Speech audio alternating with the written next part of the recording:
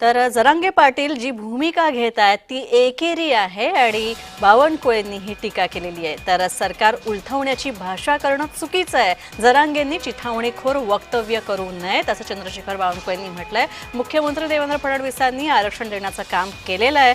राधाकृष्ण विखे पाटील यांनी सुद्धा हेच वक्तव्य केलं। जरांगे सरकार उलटवण्याची भाषा करतात हे अयोग्य आहे।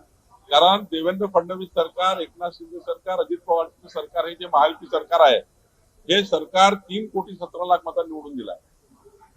51.78% मतं घेऊन सरकार आलाय आणि अशा सरकारला उलटून टाकू, 3,17,00,000 मतं मिळाले आहे असं सरकार उलटून टाकू, ह्याच्या भाषा सुरू आहे ना, ही महाराष्ट्रात चीड निर्माण करणारा भाषा आहे।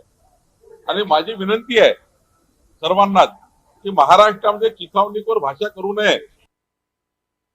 प्रश्न आता त्यांच्या मागण्यासंदर्भातला होता, माननीय जरांगे पाटलांच्या मागण्यासंदर्भात।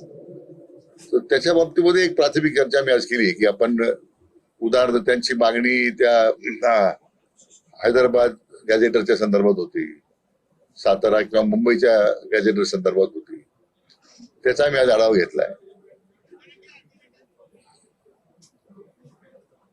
बाकीच्या मग त्या सगळे सोयऱ्यांच्या संदर्भात त्यांची एक मागणी होती, त्याबद्दलही चर्चा केली आम्ही आज।